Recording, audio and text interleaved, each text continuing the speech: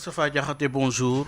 Bonjour Bayomar Gueye, je vous remercie de l'invitation et j'en profite pour saluer l'ensemble du personnel du groupe Sud et en même temps les auditrices et auditeurs qui sont du Sénégal et de la diaspora.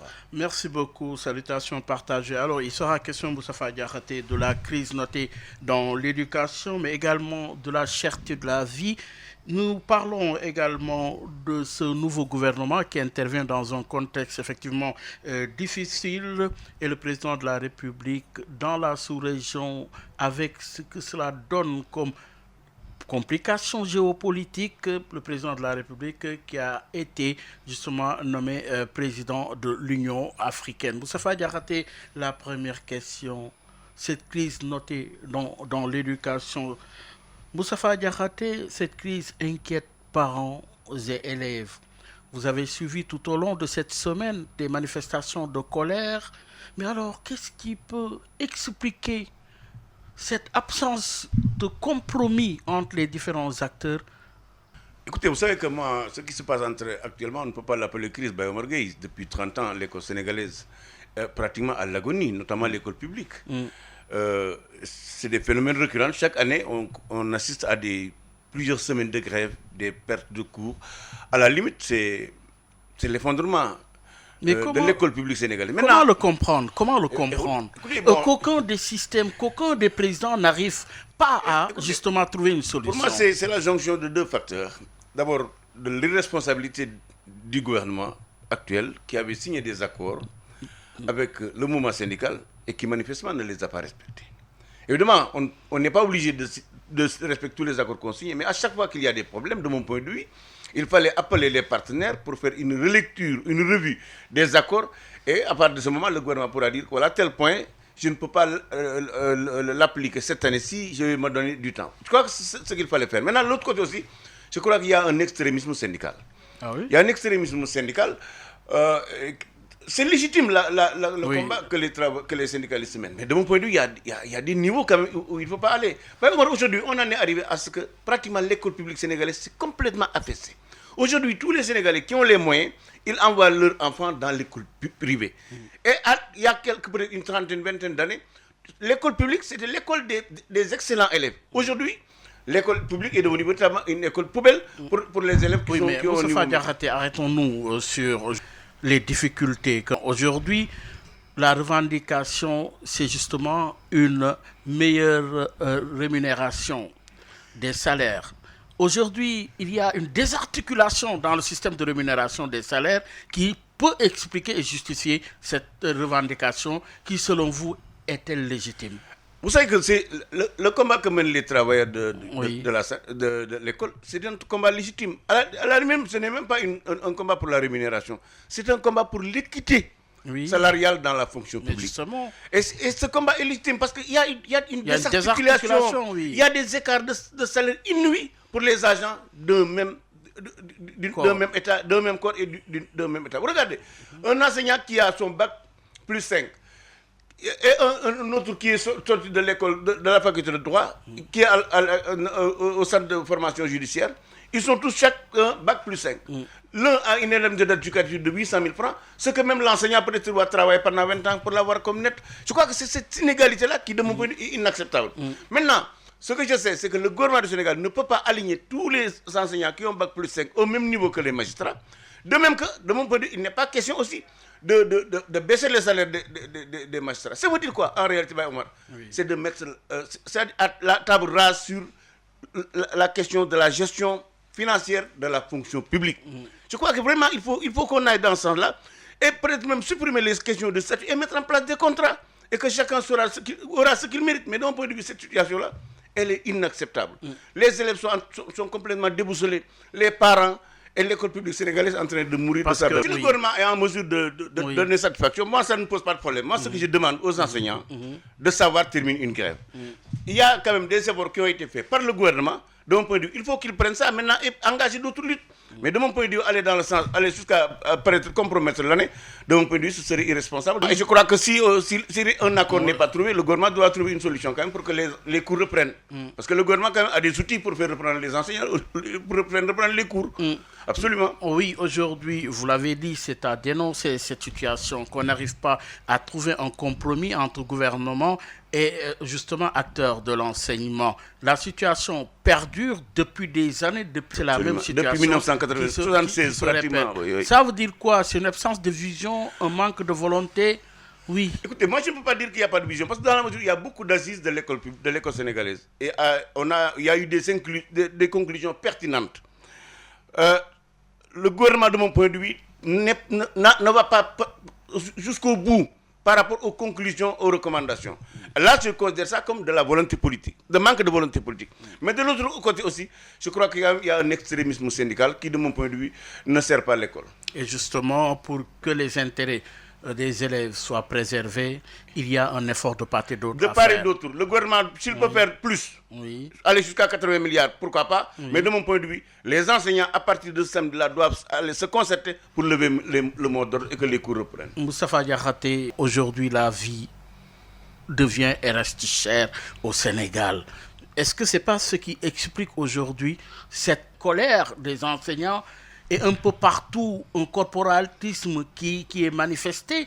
Oui, des hausses un peu partout. Oui, effectivement, il y a des hausses un peu partout, mais de mon point de vue, quand même, les fonctionnaires sont peut-être moins touchés parce qu'eux, au moins, ils sont en revenu. Il y a des Sénégalais peut-être qui n'ont rien et qui doivent vivre et qui, de mon point de vue, subissent durablement la question de la vie chère. Mais rappelez-vous, il y a quelques mois, l'ANSD avait publié un rapport pour dire qu'au Sénégal, avant la Covid, il y avait 6 millions de pauvres.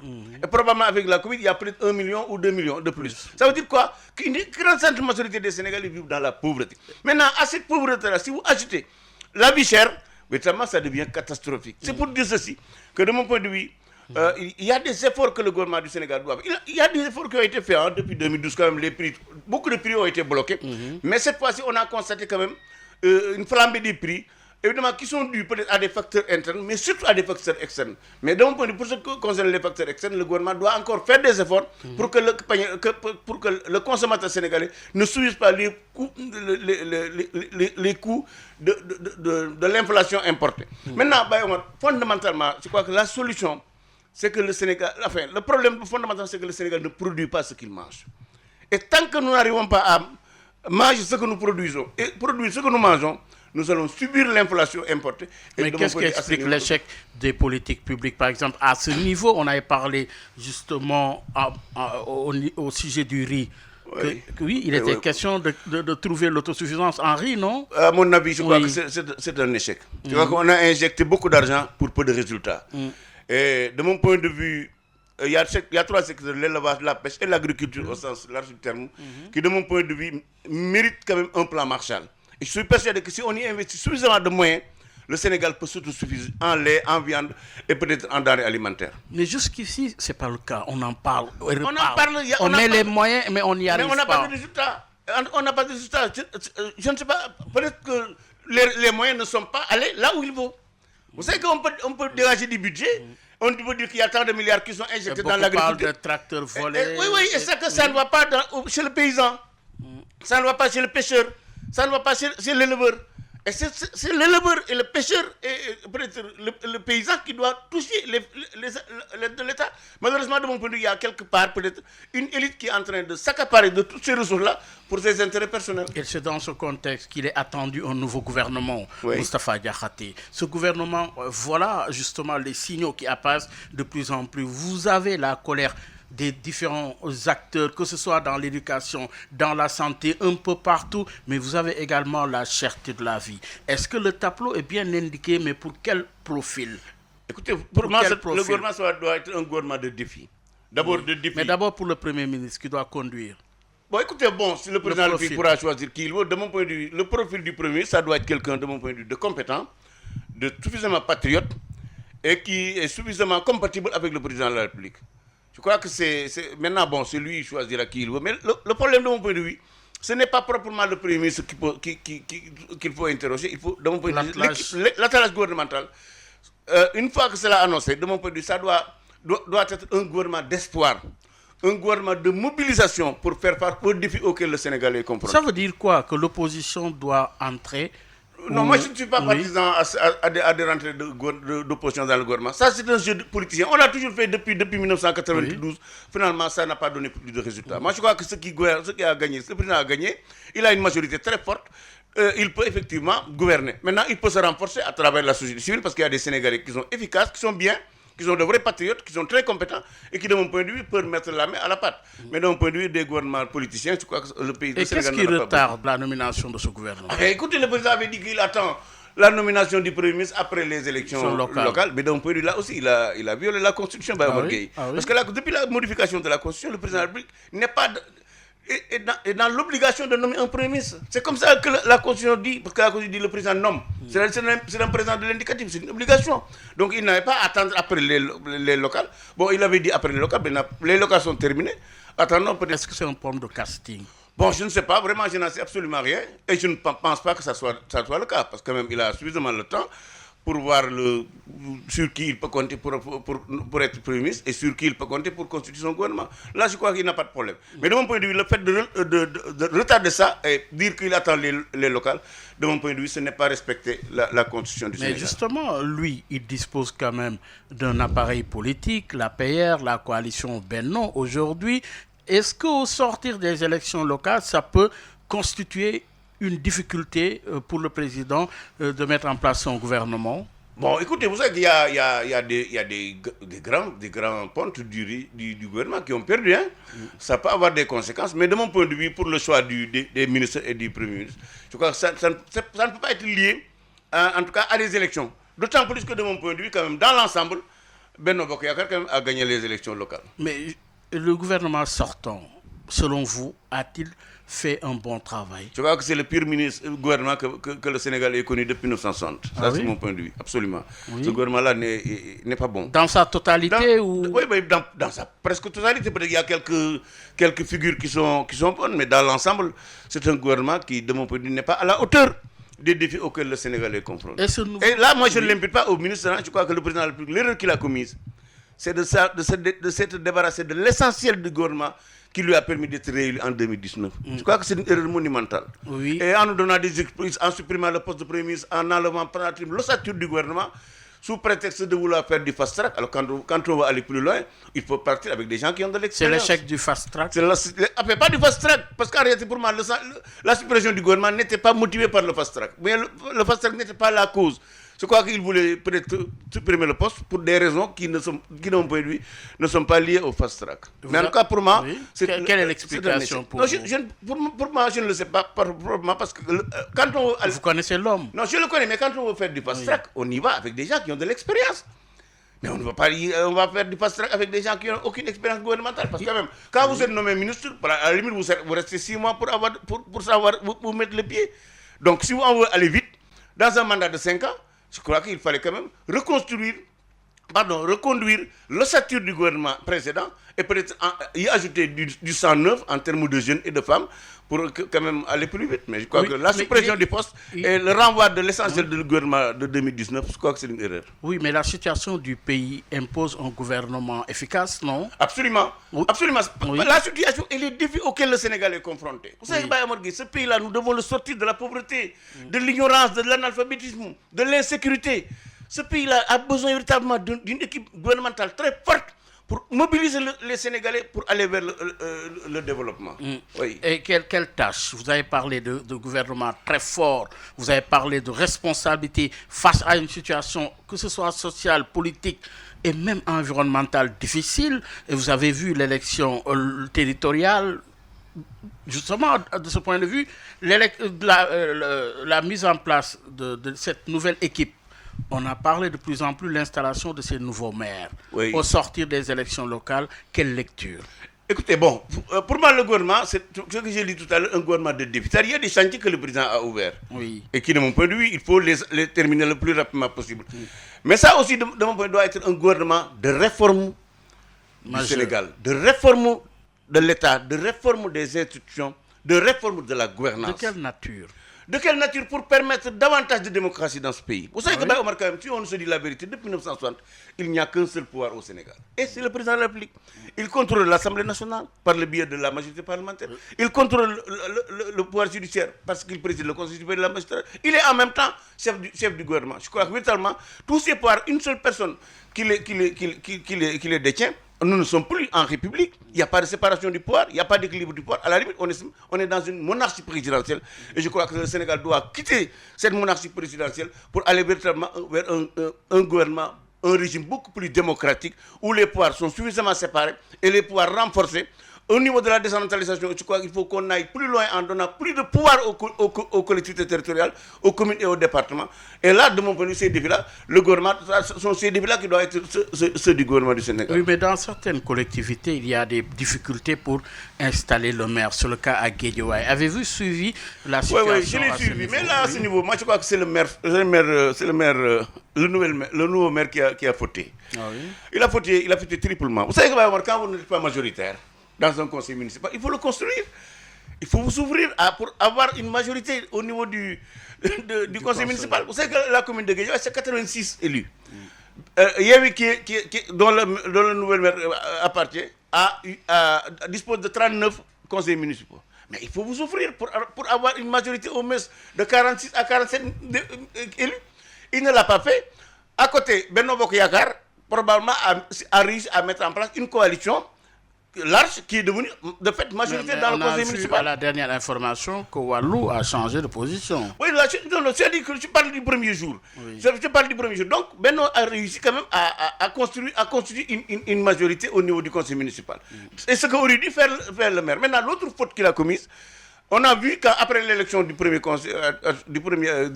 adjoint au maire, il a insulté pour dire qu'on va bloquer l'élection. Mais ça, c'est inacceptable. Un maire ne peut pas bloquer l'élection d'adjoint au maire. D'autres choses, moi je l'ai vu dire oui, il est le patron du préfet. Franchement, il ne comprend rien. Il ne comprend rien. Alors vraiment, l'image qu'a envoyé Guédiawaye, pour moi, c'est une honte. Maintenant, il y a 601 collectivités locales. C'est seulement Guédiawaye qu'on a vu cette énormité. Ça veut dire que quoi? Dans l'ensemble, tout s'est bien passé. Dans l'ensemble, tout s'est bien passé parce que l'élection a été honnête, transparent et libre. Dans l'ensemble, tout s'est bien passé parce que les équipes municipales ont pu se constituer sans beaucoup de difficultés. Encore une fois, moi, je félicite le peuple sénégalais et je félicite l'administration qui a organisé des élections libres et transparentes, mais aussi je politique la classe politique. Maintenant, après cela, Omar, il y a une question de fond que les gens ne se posent pas. C'est qu'en réalité, ce qui se passe au niveau des collectivités locales, c'est un hold-up des politiques par rapport aux collectivités. Vous savez que les collectivités... comment? Il y a eu l'élection à laquelle il y a eu quand même... Vous savez que les collectivités locales, la constitution est claire, c'est pour permettre aux populations de participer à la gouvernance de leur collectivité. C'est le cas, non? Non, c'est pas le cas, c'est des politiciens. 99% des listes, c'est des politiciens. 99% des élus, c'est des politiciens. Et cela, c'est un hold-up des politiciens pour enlever, pour extraire, en tout cas pour isoler la population, les citoyens de la gouvernance des collectivités. Vous savez que si vous allez en Gambie, mais l'élection municipale, ce n'est pas une élection de parti. C'est pourquoi moi je considère qu'au Sénégal, on doit, dans le sens de d'élire les conseillers municipaux à partir des quartiers et des villages.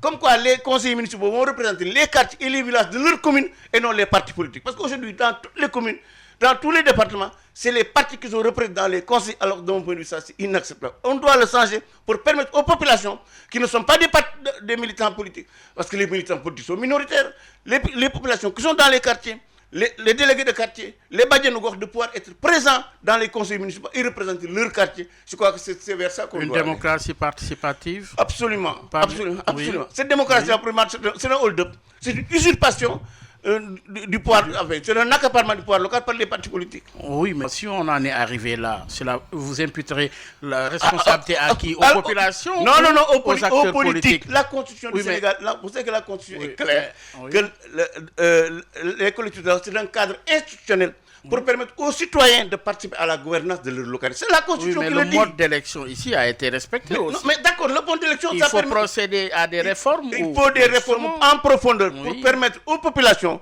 des quartiers et des villages de pouvoir siéger dans les conseils municipaux au nom et pour les intérêts des quartiers et des villages où il habite. Des élections territoriales qui ouvrent d'autres élections, celles-ci législatives qui sont attendues. Il y a eu la période de nouvelle inscription qui a été annoncée, cette période. Moustapha Diakhaté, comment se profilent les prochaines législatives? Écoutez, bon, de mon point de vue, bon, je souhaite que ça se passe de la manière la plus calme possible.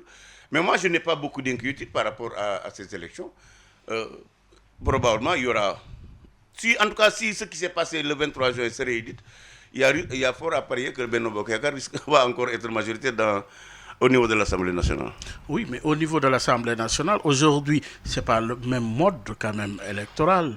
Oui, mais les collectivités locales et l'Assemblée, c'est le même type d'élection. Il y a les listes majoritaires et les listes proportionnelles. Mais justement... Aujourd'hui, Benno Bokk Yakaar qui dispose environ de 38 départements qu'il a gagnés, s'il réédite le coup, mais il est majoritaire à l'Assemblée nationale. C'est pourquoi l'opposition a intérêt à élargir, à s'élargir. Je crois que si Wallou pense qu'il peut gagner, Yewwi pense qu'il peut gagner, il se trompe lourdement. Et cette lecture va ouvrir d'autres enjeux en termes de recomposition des coalitions. C'est nécessaire. De mon point de vue, les gens doivent mettre en place de plus en plus de grandes coalitions. En tout cas, plus les coalitions sont grandes, mieux ça vaut. Et maintenant, en analysant les résultats des élections locales, les gens peuvent savoir où ils sont forts, là où ils peuvent aller ensemble. Je crois que c'est vers ça que les gens doivent aller. Mais on a vu que les grandes formations sont sorties complètement affaibli de ces élections. Oui, je disais à un ami qu'en fait, les principaux enseignements qu'on peut tirer des élections, évidemment, Benno a gagné, il y a une percée de Yewwi, mais ce qui est évident, ce qui est manifeste, c'est que les partis historiques, notamment le Parti socialiste et le PDS, sont en train de passer de vie à trépas, sont en train de disparaître de la scène politique. Bon, est-ce une bonne chose, une mauvaise chose? En tout cas, c'est ce qui est constatable aujourd'hui, qu'en fait, les partis politiques, les vieilles formations politiques sont en train de disparaître. Il y en a des partis dont on n'en parle plus, PIT, LD, on n'en parle plus.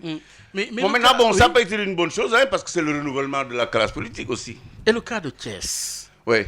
Thiès, avec l'échec de Idrissa Seck, de Rewmi, quelle lecture? Écoutez, moi je crois qu'à Thiès, globalement, c'est la majorité qui a battu la majorité.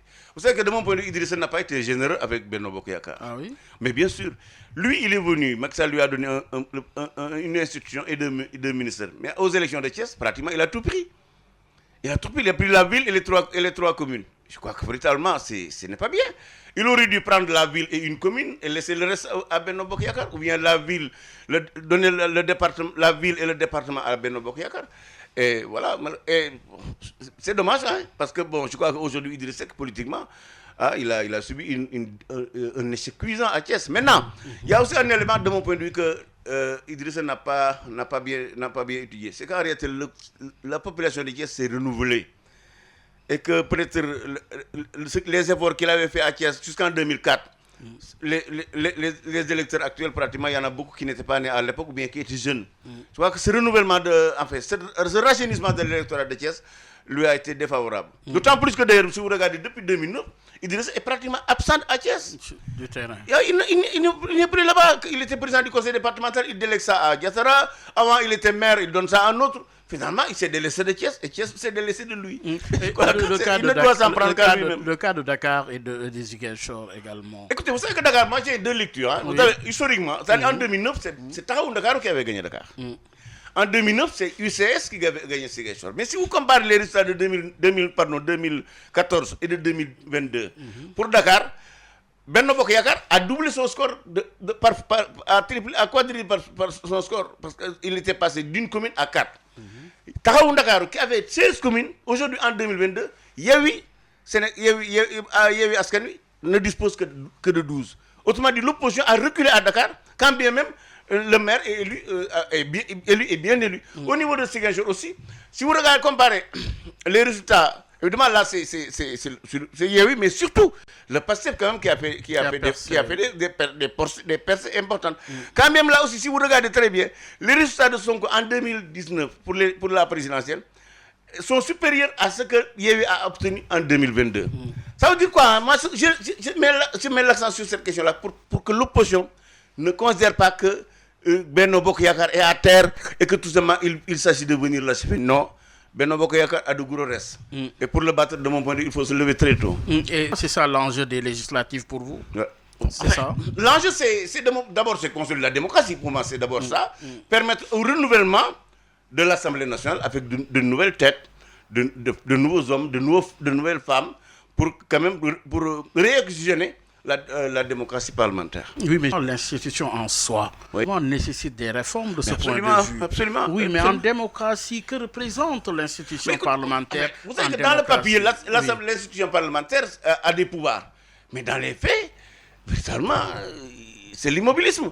Nous, quand on était venu en 2012 à l'Assemblée nationale, on avait engagé des réformes. On avait même élaboré un nouveau règlement intérieur. Et suivi de 200 recommandations pour véritablement booster le fonctionnement de l'Assemblée nationale. Mais cela a été bloqué. Et le document est là. Maintenant, je souhaite que ceux qui seront élus, s'ils sont à l'Assemblée nationale, quand même, qu'ils reçoivent ce règlement intérieur que nous avons élaboré et les 200 recommandations pour avoir quand même une Assemblée New Look. Oui, mais je crois que la responsabilité principale incombe au président de la République. C'est lui qui doit renforcer l'Assemblée nationale. Or, malheureusement, que ce soit Macky Sall, Abdoulaye Wade ou Abdou Diouf ou Senghor, tout ce qu'ils ont fait, c'est d'organiser une OPA sur l'institution parlementaire, en faire une chambre à faire valoir. Oui, je crois que ce n'est pas bien. En démocratie également, il est à saluer le respect du calendrier électoral. Et jusqu'ici, ce calendrier est respecté, Moustapha Diakhaté, contrairement à ce qui se passe ailleurs. Absolument. Vous savez que le calendrier électoral, ça doit être respecté. Oui. C'est un principe. Mais bien sûr, c'est un principe républicain.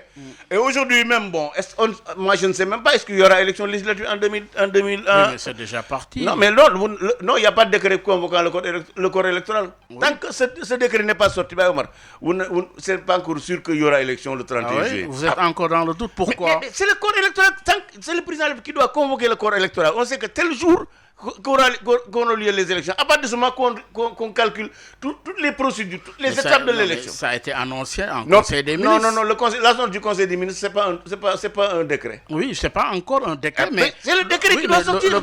La procédure suit son cours. C'est le décret qui doit sortir. Oui, mais l'annonce... Le président connaît la fin du mandat de l'actuelle législature. Oui. C'est en fonction de la fin de ce mandat-là qu'il doit convoquer le corps électoral. Mais Moustapha il doit le faire. Vous concédez avec moi qu'en Conseil des ministres, il a été annoncé la date, non? Le Conseil des ministres n'est pas une institution de la République. Oui. Le Conseil des ministres, ça ne vous suffit pas pour vous? Non, ça ne suffit pas. Ce qui suffit, c'est un décret convoquant le corps électoral. Mais ça doit venir. C'est parce que c'est à partir de cette convocation du corps électoral qu'on pourra déterminer toutes les étapes. L'ouverture des inscriptions, tout ça, la caution.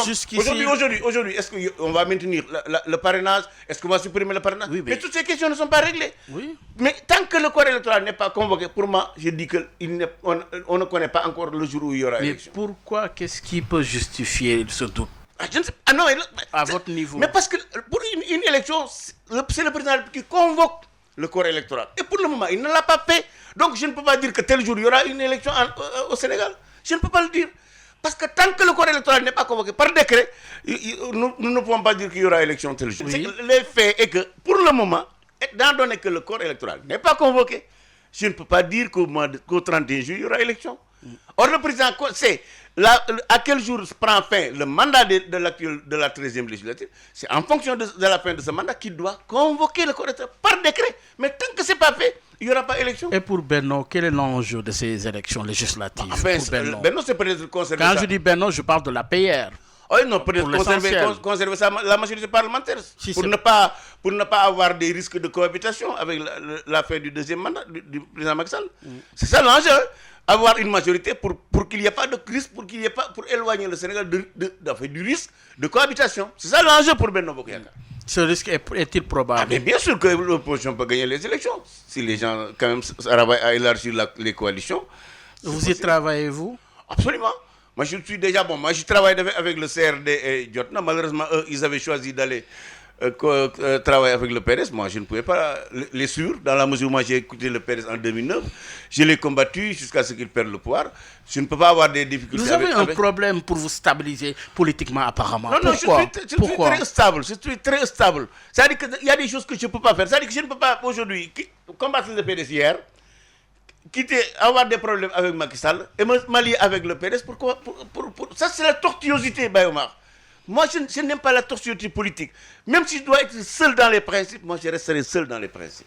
Oui, mais Moustapha Diakhaté, aujourd'hui, le président Macky Sall, il est attendu pour la mise en place d'un nouveau gouvernement. Oui. Mais aujourd'hui, le contexte politique lui est-il favorable, ce contexte politique? Mais pour moi, il n'y a pas de contexte politique agité. Hein? Bon, on est dans une démocratie. Vous savez, une démocratie, c'est les débats.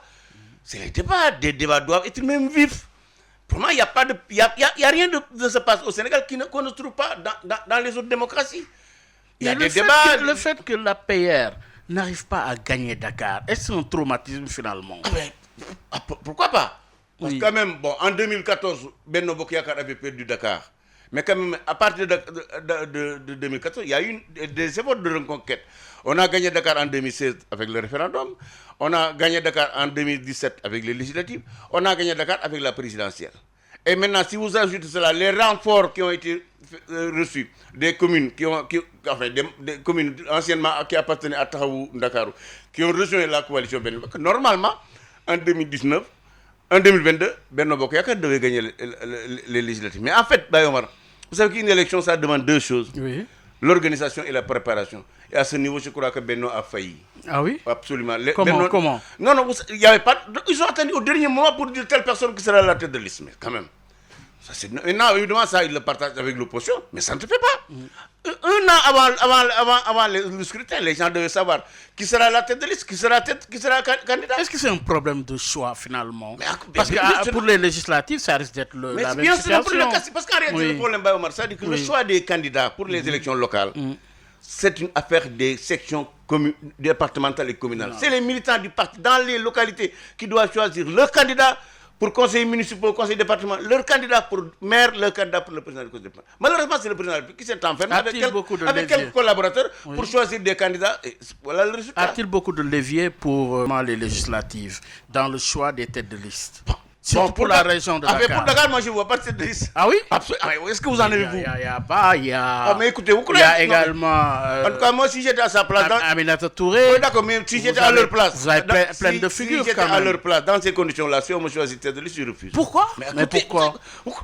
Vous savez que des gens qui ont été balayés proprement, on les fait ramener pour aller aux législatives. Vous croyez que les Dakar, on les prend au sérieux? Non, franchement. Non. Je crois que là, vraiment, si le président le fait, c'est pour offrir Dakar à l'opposition. Oui, mais est-ce qu'aujourd'hui, vous convenez avec moi que le président Macky Sall est à son dernier mandat? Mais bien sûr, ça, je vous l'ai dit. Ça m'envoie lui-même un limogeage de son cabinet. Oui, mais comment doit-il se préparer? Mais, écoutez, vous savez que l'APR a été créée, je crois, depuis 2008. Oui. À la limite, l'APR, pour moi, ce n'est pas un parti politique. C'est une masse informe que le président utilise comme faire valoir. L'APR, ce n'est pas un parti politique. C'est pourquoi quand les gens posent la question du numéro 2, mais il faut être numéro 2 de quelque chose, d'un parti politique. Or, l'APR, ce n'est pas un parti, c'est une masse informe. À la limite, c'est un fan club pour le président Macky Sall. Et le problème de ce que vous appelez le numéro 2, le problème de la succession, c'est que si le parti était bien structuré, bien organisé, avec un fonctionnement démocratique, on n'en serait pas là. Parce que même ces problèmes que Benno a rencontrés au niveau des locales, mais c'est parce que la gestion du parti n'a pas été démocratique. On n'a pas permis aux militants de choisir eux-mêmes les conseillers départementaux, les conseillers municipaux, les maires et les présidents de conseil. Et ça, c'est le minimum pour un parti démocratique. Et aujourd'hui, de façon générale, s'il y avait des leçons à tirer pour Benno, ce serait quoi? La première leçon à tirer, c'est de réorganiser Benno. Vous savez qu'en réalité, moi, je crois que même le président Macky Sall doit aller dans le sens de créer un nouveau parti politique. Ah oui? Absolument. C'est-à-dire lancer un appel aux partis qui sont dans Benno et qui peuvent accepter de former avec lui un nouveau parti politique. Je crois que c'est vers ça qu'il doit aller. Et d'ailleurs, moi, c'est l'action pour qu'eux aussi aillent dans ce sens-là. Vous savez que le Sénégal... Pour une meilleure lisibilité. Mais le Sénégal n'a pas besoin de 300 partis politiques. Mais regardez le Ghana. Le Ghana, il n'y a que 2 partis politiques qui s'alternent. Et ça stabilise la démocratie. Moi, je crois vraiment, au niveau de Benno, les gens doivent aller. Au Nigeria, au Benno, les gens doivent aller. Dans le cadre pour mettre en place un parti politique, transformer le Benno en parti politique. Au niveau de Yévi aussi, les gens doivent aller dans ça. Au niveau de Wallou, ou bien au niveau de CRD Jotna, comme ça, au moins, on va avoir au maximum 5 pôles politiques assez solides qui vont quand même occuper l'espace politique. Et de mon point de vue, ça va apaiser même la tension politique. Mais avec 300 partis politiques, mais on ne peut pas s'en sortir. Mais justement, avec 300 partis politiques, c'est difficile, surtout pour un pays en développement comme le Sénégal. Moustapha Diakhaté, aujourd'hui, le président Macky Sall fait face à une situation pour le moins complexe, mais au niveau de la sous-région également, apparaît une crise. Je veux parler de cette crise entre la France et le Mali. Les dernières informations, vous les avez suivies. D'abord, de l'ambassadeur de la France au Mali. On a suivi également le retrait des forces Barkhane. Et vous avez également entendu la fermeté avec laquelle le président français a parlé aux autorités de la transition en leur disant qu'il faut respecter les délais, c'est-à-dire 6 mois, 4 à 6 mois, et le Mali qui exige justement un départ immédiat. D'abord, moi, je réitère ma condamnation du putsch et je réitère ma condamnation de la junte. Ah oui? Je réitère encore une fois les tergiversations de la junte pour organiser une transition rapide. Ceci étant dit, ce qui se passe au Mali, c'est l'échec de l'Afrique. C'est l'échec de l'Afrique. Moi, la France, l'Union soviétique, quitter l'impérialisme français pour aller dans l'impérialisme russe, pour moi, c'est la même chose, c'est l'échec de l'Afrique. Ben Omar Gueye, comment vous pouvez comprendre que 60 ans après, pratiquement après l'indépendance, que le Mali soit attaqué par une colonne de djihadistes et que le gouvernement malien soit obligé d'appeler l'ancienne puissance coloniale pour le protéger? C'est inacceptable. C'est l'Afrique qui a échoué. De mon point de vue, si on avait fait ce qu'on aurait dû faire depuis 1960 en termes d'intégration, notamment de nos forces de défense et de sécurité, quand un pays est attaqué par des terroristes, c'est la CEDEAO qui devait venir à la rescousse et non la France. Pour moi, que la France aille demain ou après-demain, que les Russes viennent, tout ça signifie un échec de l'intégration africaine, un échec du panafricanisme. Et c'est malheureux. Mais pour vous, le djihadisme peut justement être combattu à l'échelle d'un État? Mais absolument. Non, pas à l'échelle d'un État. Vous savez que le CEDEAO, c'est 15 États. Oui. Si pourquoi pas nous ne devons pas aller même dans le sens de mettre en place une armée ouest-africaine intégrée, avec un commandement intégré. Et que chaque pays accepte de mettre 2% de son PIB ou 3% de son PIB dans le budget de cette défense. Vous savez que Omar Gueye, avec la clause de l'unité africaine qui dit que pour le respect de l'intangibilité des frontières, depuis 1960, dans l'espace CEDEAO, il n'y a que 2 pays qui se sont fait la guerre, c'est le Mali et le Burkina Faso. Ça veut dire quoi? Que les frontières la guerre des pauvres. La guerre des pauvres, qui n'ont pas eu même les moyens pour se battre. Donc, les frontières extérieures sont stabilisées.